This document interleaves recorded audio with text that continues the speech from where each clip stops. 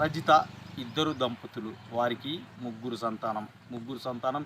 తాను జీవన ఉపాధి కోసం సంగారెడ్డి జిల్లా అమీన్పూర్ మున్సిపాలిటీ పరిధిలో మున్సిపాలిటీలోని వాటర్ ట్యాంక్ డ్రైవర్గా విధులు నిర్వహిస్తూ ఉన్నాడు. రజిత తన చెన్నయ్య భార్య ఏదైతుందో ఆమె ప్రైవేట్ స్కూల్లో టీచర్గా విధులు నిర్వహిస్తున్నారు. అలాంటి నేపథ్యంలో రజితకు గెట్ టుగెదర్, అది మనము 10వ తరగతి చదువుతున్న సమయంలో అంటే గెట్ టుగెదర్ చేసుకుందామని 10వ తరగతి స్టూడెంట్స్ అంతా కలిసి గెట్ టుగెదర్ పార్టీలో పరిచయం అయినటువంటి శివకుమార్తో పరిచయం కాస్త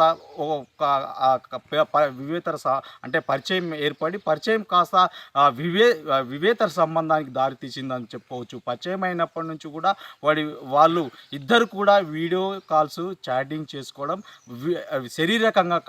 పలుసార్లు శారీరకంగా కలవడం తోటి వీళ్ళు అంటే వీళ్ళు ఏం టార్గెట్ చేశారంటే పిల్లల్ని తండ్రిని చంపేస్తే మనకు ఎలాంటి ఇబ్బందులు ఉన్నాయని చెప్పేసి తపనతోటి వాళ్ళిద్దరూ అంటే రజిత ప్రియుడు ఇచ్చిన మేరకు, ఏదైతే శివకుమార్ ఇచ్చిన సలహా మేరకు రజిత చేసినటువంటి ప్లాన్ ఎలా ఉన్నాయంటే, రాత్రి సమయంలో నిద్రించే సమయంలో అంటే భోజనం చేస్తున్న సమయంలో పెరుగులోని విషం కలిపి రజిత ముగ్గురు పిల్లలకు సాయి కుమార్, సందీప్, మధుప్రియ ఇద్దరు కొడుకులకు ఒక కూతురికి అన్నంలో మన పెరుగులో విషం కలిపి భోజనం పెట్టింది.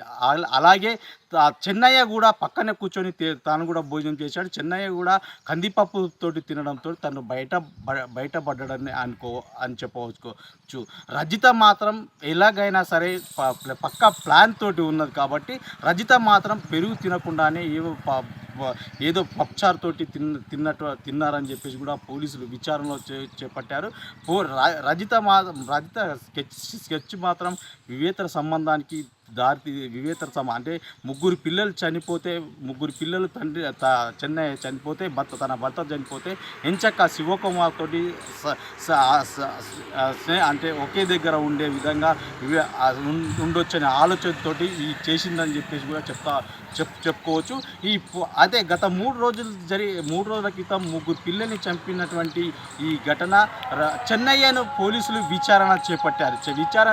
చేపట్టిన తర్వాత చెన్నయ్యకు ఎలాంటి ఏది తెలియదని చెప్పేసి చెప్పడంతో తనను వదిలేసినటువంటి ఎవరైతే రజిత ఉంటుందో తన స్నేహితుని శివకుమార్ను ఇద్దరిని కూడా అదుపులోకి తీసుకొని పోలీసులు అదుపులోకి ఖచ్చితంగా విచారణ చేపట్టారు. విచారణలో నమ్మలేని నిజాలు చెప్పిన రజిత ఎలాగంటే తను నమ్మే విధంగా, అంటే ఇతరులు కూడా అంటే పక్క ఇంటి వాళ్ళు కావచ్చు, జనాలు కావచ్చు, ఎవరున్నా కూడా ఇలాంటి అంటే పిల్లలు చంపలేదనే విధంగా తన పక్కకి కడుపు నొప్పితో బాధపడుతూ తను కూడా డోర్ దిగలేనటువంటి పరిస్థితి అక్కడ ఏర్పడ్డదని పోలీసు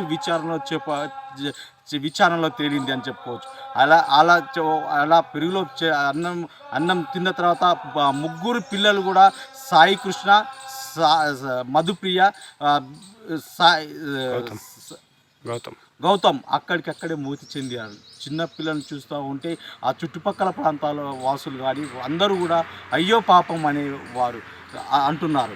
అయితే వీళ్ళు మాత్రం రజిత వేసిన స్కెచ్ మాత్రం పక్కన హాస్పిటల్ వర్గాలు అంటే ఏదైతే కడుపు నొప్పి వస్తుందని చెప్పేసి ఉట్టిన సంఘటన అయితే ప్రభుత్వ ఆసుపత్రికి తరలించారు. అక్కడికి జిల్లా ఎస్పీ అనుమానాస్పదంగా మృతి చెందారా ఏంది అనే కోణంలో దర్యాప్తు చేపట్టినప్పటికీ అసలైన నిజాలు పక్కడబందీగా తేలినాయని చెప్పేసి పోలీసు వర్గాలు విచారణలో తేలింది.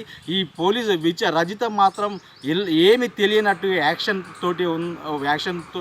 చేసినట్టు పోలీసులు చెప్తా ఉన్నారు. ఈ యాక్షన్లో రజిత ఖచ్చితంగా కస్టడీలో ఉండి తన విచారణలో విషయంలో కలిపి ప్రియుడు చెప్పినట్టుగానే నేను చేశానని చెప్పేసి కూడా పోలీసులకు చెప్పినట్టుగా జిల్లా పోలీసులు వర్గాలు చెప్తా ఉన్నాయి. కెమెరామెన్ నర్సింగ్తో వీరన్న, సంగారెడ్డి.